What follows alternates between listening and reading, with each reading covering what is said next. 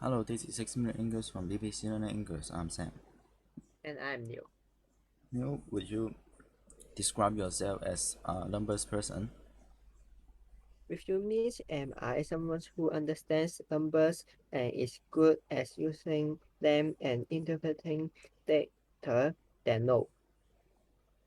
Okay, so maybe like me, you weren't good at maths at school. No, I was not. Algebras, geometry, times, tables, it was all very confusing. We are not alone, Neil, but the fear of numbers might just be in our heads, and we might have enough number knowledge to get by with. That's what we will be exploring in this program while looking at some relevant vocabulary. But sorry, Neil, I'm going to start with a math question. Is thought that largest number in the world is called a Google. Is written with a 1 and how many zeros? Is it A 100 zeros, B 1,000 zeros, or C 10,000 zeros? I will guess 10,000 zeros. Okay, I will reveal the answer later on, but let's talk more about the fear of numbers now. Of course, numbers are important in our lives, but one bad experience at school can put us off them for life. Put off means making someone dislike something. What put me off math was not only complicated but very theoretical and not very practical, useful for real life situations. And the problems now is easy to be fooled by fancy figures that we get told about. This is something the Wine Factor program on BBC World Service has been exploring. They spoke to Travis Siff, who's an author and professor at New York University, who explained why we are at the mercy of people who throw numbers at us. Because we are painted not to question numbers, certain people have learned that numbers are perhaps the most powerful tools for this deception. Advertisers, marketers, politicians who try to convince the public false previous orators have learned that the one thing that they can't get challenged on is numbers or challenge are ineffic- ineffective. Interesting words from Chuo Sid. There's he explains that numbers might be a powerful tool for deceiving peoples. Many of us are blinded, so told to behave in a certain situation and in a certain ways, not to question numbers, accept them as facts. Yes, and this is dangerous. So, when politicians, for example, do good and effective public speaking, known as or- oratory, the information they give could be su- spurious. That means false, not correct or inaccurate.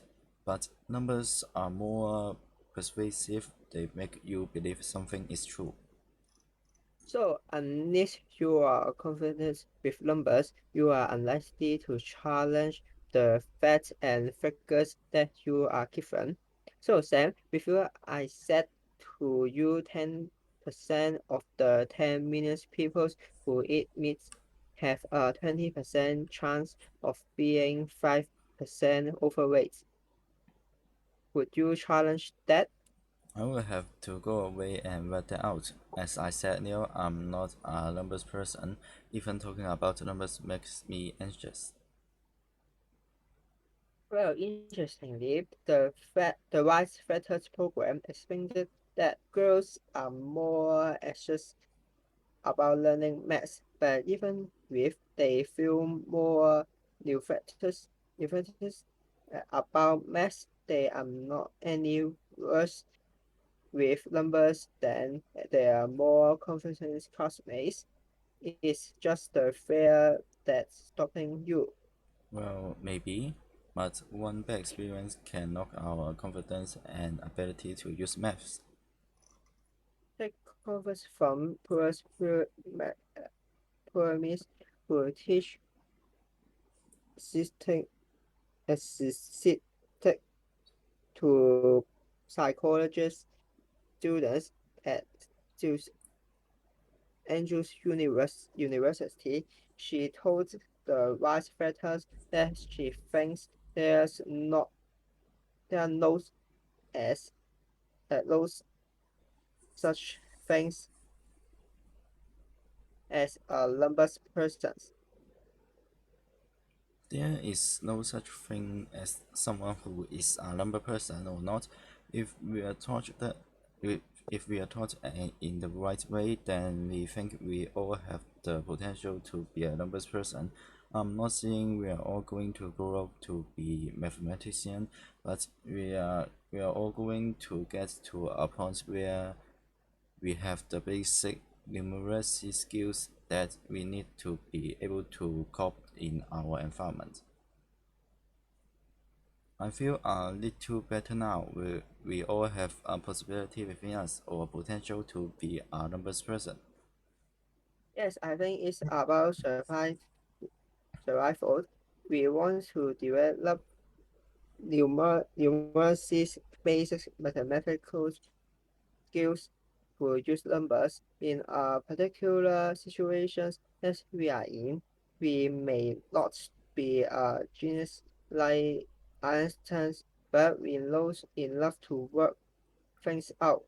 I wonder if you work out the answer to my question correctly, Neil.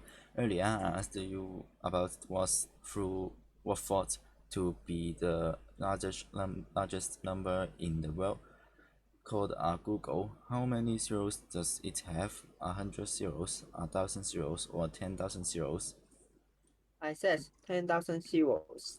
Sorry, Neil, Google is 10 to the 100 power, so a mere 100 zeros. I don't think I will be using that numbers anytime soon, but I might be using some of the vocabulary we have discussed today, including a numbers person. There's someone who understands numbers and is good at using them and interpreting data, not like us. If you are put off by something, it means you are made to dislike something, and to be prided means told to behave in a certain situation. The skill of effective public speaking is known as oratory, and